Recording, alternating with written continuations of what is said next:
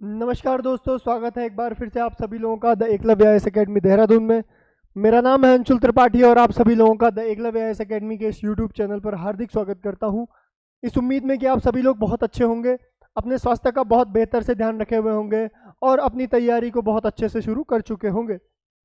जैसा कि आप सभी लोग जानते हैं कि हम इन वीडियोज़ के माध्यम से कुछ अलग अलग कारणों से मिलते हैं, जिसमें इस बार आप लोगों के राज्य में एक एग्ज़ाम है उत्तराखंड लेक्चरार का, ठीक है, जिसके कंटेक्स्ट में हम ये वीडियोस बना रहे हैं, पिछली कुछ सीरीज चला रहे हैं, ताकि आप में से कुछ स्टूडेंट्स जिनकी इस एग्ज़ाम से रिलेटेड कोई भी क्वेरी हो वो हम क्या कर सकें, फुलफिल कर पाए। ठीक है, तो पिछली कुछ वीडियोस में भी हमने उत्तराखंड लेक्चरार के बारे में बात की, सिलेबस के बारे में बात की, कुछ एक्सपर्ट टीचर्स जो जिन्होंने पिछले कुछ समय से नेट जेआरएफ या फिर लेक्चरार्स इन सब के लिए पढ़ा रहे हैं, उन्होंने एक वार्ता की, उन्होंने जो कंक्लूजन निकाला उस सब को ध्यान में रखते हुए भी कुछ वीडियोस हैं जो चैनल पर अपलोड किए गए हैं।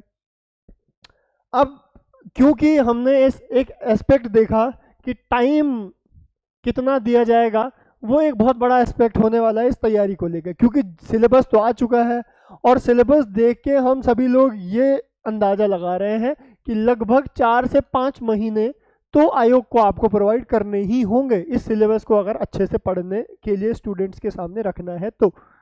ठीक है ना। अच्छा, 4 से 5 महीने कैसे होंगे? अगर कोई आज से ही तैयारी करना शुरू कर ले तो उसको 4 से 5 महीने ईजिली अवेलेबल हो जाएंगे। लेकिन अगर कोई सोचे कि सर हम क्या करेंगे, एक बार जब डेट आ जाएगी तब शुरू करेंगे, तो अगर कोई डेट के भरोसे है तो उसके लिए थोड़ा मुश्किल होने वाली है। ठीक है, उसके लिए बहुत आसान चीज़ें नहीं रहेंगी, क्योंकि डेट जैसे ही डिक्लेयर होगी उसके विद इन 2 मंथ्स क्या होगा, एग्ज़ाम मुझे लगता है कंडक्ट करा दिया जाएगा। ठीक है ना, तो ऐसा कुछ रहने वाला है। अच्छा, अब आप लोगों के सामने कुछ डाउट्स रहते हैं कि प्रिपरेशन कैसे करें। प्रिपरेशंस के लिए आपको 3 टूल्स की ज़रूरत होती है, क्वालिटी नोट्स, टेस्ट सीरीज़ और क्लासेस। ठीक है, अच्छा, ये आपको अगर एक साथ चाहिए, एक जगह पर चाहिए, ऑनलाइन ऑफलाइन दोनों मोड में चाहिए, तो द एकलव्य आईएएस एकेडमी आप लोगों को ये क्लासेस प्रोवाइड कर रहा है। अगर आप चाहते हैं इसके रिगार्डिंग कोई भी इंक्वायरी करना, तो नीचे कुछ नंबर्स चल रहे हैं, आप वहाँ पर कॉल करके पता कर सकते हैं, इंक्वायरी कर सकते हैं।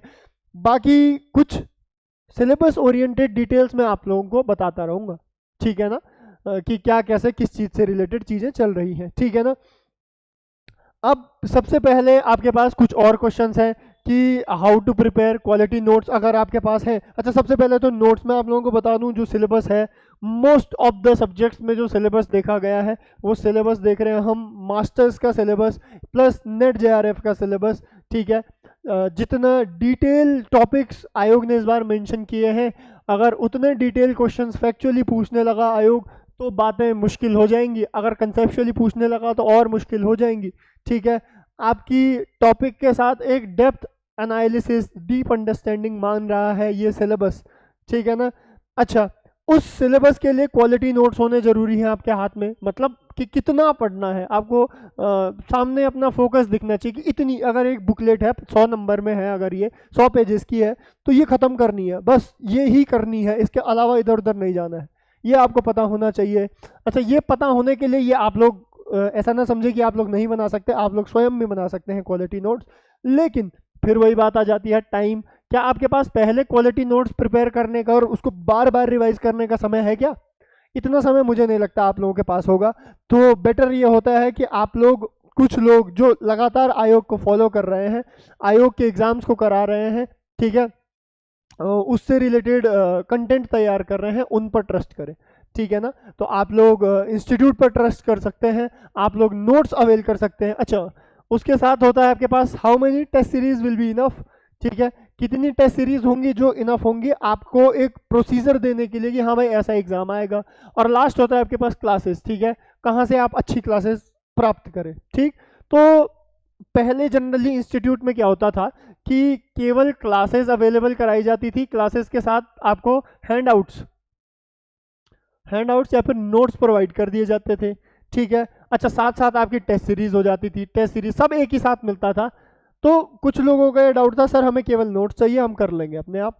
तो इस बार हमने सोचा है कि अगर आप लोगों को नोट्स की केवल रिक्वायरमेंट होती है तो आपको नोट्स प्रोवाइड किए जाएंगे इंडिविजुअल।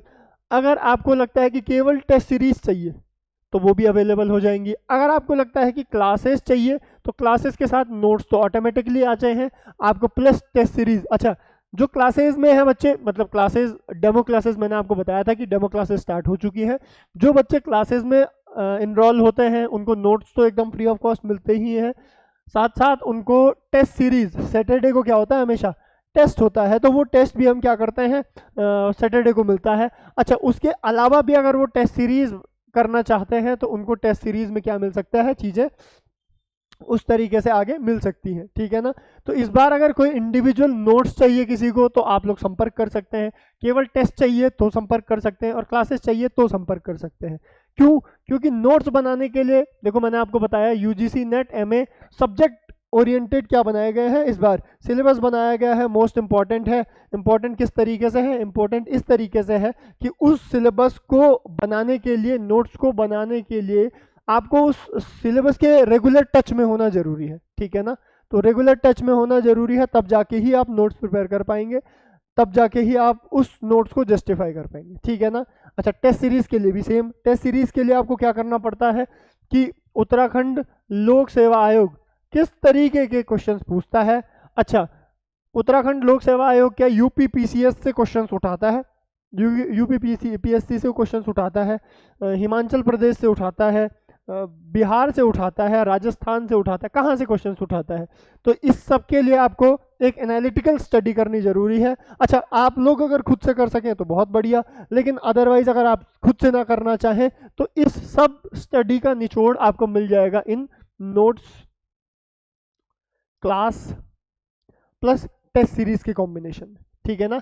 अगर आप कोई चीज़ इंडिविजुअल भी चाहें परचेज करना, या फिर आप इंडिविजुअल के बारे में जानना चाहें तो नीचे कुछ नंबर्स लिखे हुए हैं, आप वहाँ पर स्क्रॉल रेगुलरली, मतलब रेगुलरली स्क्रॉल हो रहे हैं, आप वहाँ पर कॉल करके इंक्वायरी कर सकते हैं।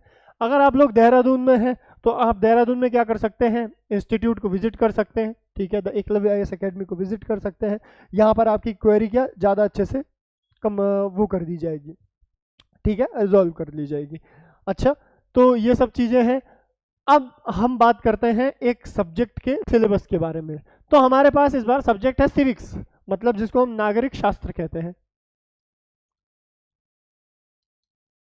अच्छा, नागरिक शास्त्र लिखा हुआ है इन लोगों ने, पहले ही मैं आप लोगों को बता दूं, नागरिक शास्त्र पॉलिटिकल साइंस में इन्होंने कैसा सिलेबस दिया है, पॉलिटिकल साइंस दिया हुआ है, ठीक है। अच्छा, पॉलिटिकल साइंस भी कैसी दी हुई है आपके पास, थ्योरेटिकल दी हुई है, जिसमें आपके पास western political thoughts, eastern political thoughts आते हैं, ये दिया हुआ है, ठीक है। जिसमें आपके पास थिंकर्स आते हैं, प्लेटो पढ़ते, आप सोक्रेटिस पढ़ते हो, सुकरात, प्लेटो पढ़ते हो, एरिस्टोटल पढ़ते हो, मैकेवली पढ़ते हो, हॉब्स पढ़ते हो, कैंट पढ़ते हो, ठीक है ना। ये आप अलग अलग थ्योरीज पढ़ते हो, कार्ल मार्क्स के बारे में पढ़ते हो।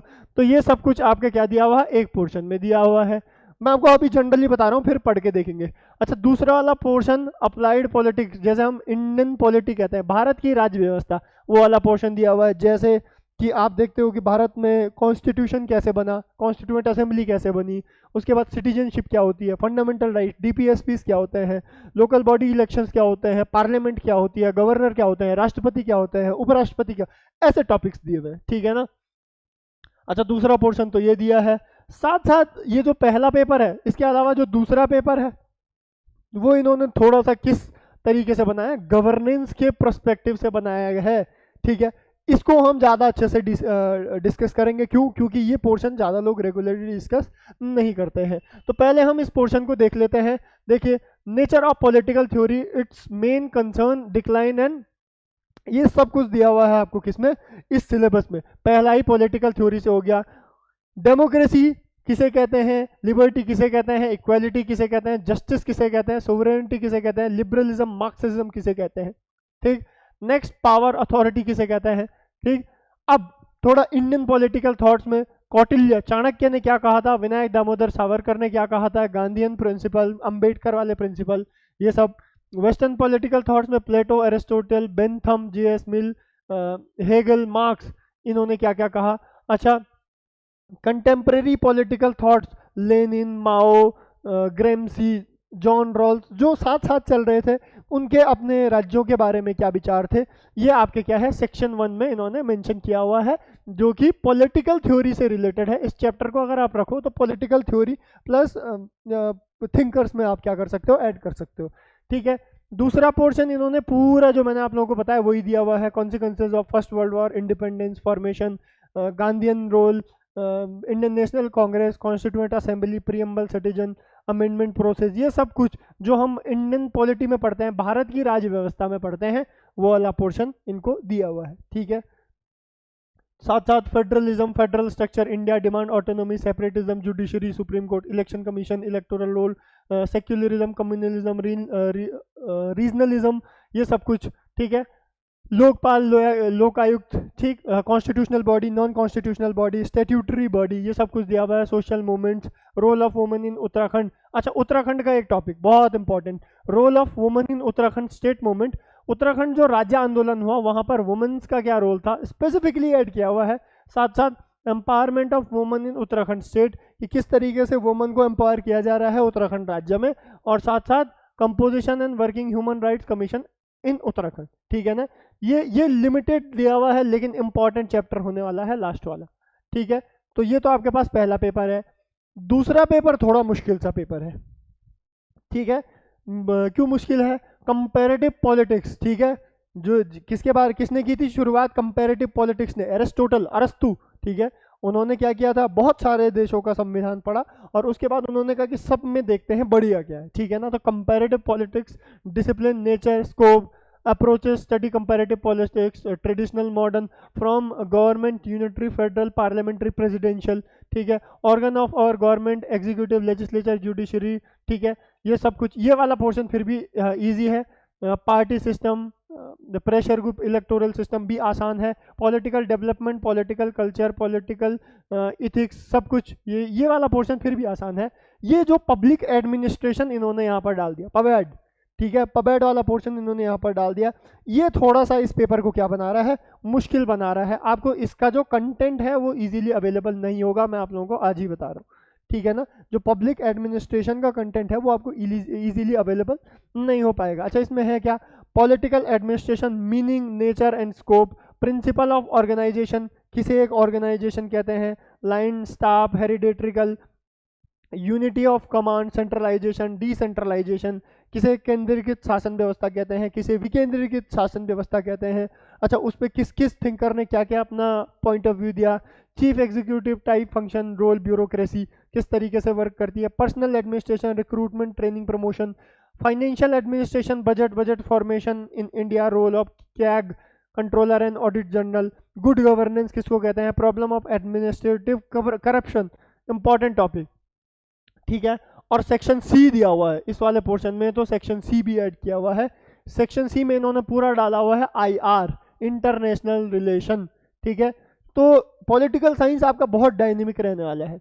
मतलब अगर सिलेबस पढ़ा हुआ है किसी ने तो उसके लिए तो बहुत अच्छा है, क्योंकि बहुत डुएबल सिलेबस है, आराम से किया जा सकता है। ठीक है ना, आराम से किया जा सकता है, डुएबल सिलेबस है। लेकिन लेकिन लेकिन चीज़ें थोड़ा बहुत समझनी पड़ेंगी आपको। अच्छा, इंटरनेशनल रिलेशन में meaning, nature, scope, international relation, power, element, power, promotion, national interest, determination of foreign policy, peace, settlement, dispute, ये सब कुछ के बारे में आपको दिया हुआ है। ठीक है ना, और ये लास्ट खत्म होता है changing concept of national security challenge, national state system, terrorism and state sponsored terrorism, ये सब कुछ आपको दिया हुआ है किसमें, आईआर के सेक्शन में। ठीक है, तो मुझे जितना लगता है कि ये जो क्लासेस होने वाली हैं, अगर आप लोग क्लासेस करना चाहते हैं तो ये बहुत सही समय है क्लासेस शुरू करने के लिए, क्योंकि आपको एक बहुत बड़ा सिलेबस कवर करना है जो लगभग 4 से 5 महीने में ख़त्म किया जाता है। जनरली 4 से 5 महीने में क्या किया जाता है, ख़त्म किया जाता है। अच्छा, इसको ख़त्म करने के लिए लगेगी आपकी थोड़ा स्ट्रेंथ। अच्छा, आप अपना जो पूरा फोकस है वो इस सिलेबस को कवर करने में लगाएं, ना कि नोट्स मेकिंग, ना कि टेस्ट सीरीज, ना कि क्लासेस को ढूंढने में लगाएं। ठीक है ना, तो अगर आप ये करना चाहते हैं तो आप द एकलव्य आईएएस एकेडमी के साथ जुड़ सकते हैं। इंस्टीट्यूट में क्लासेस, डेमो क्लासेस शुरू हो चुकी हैं।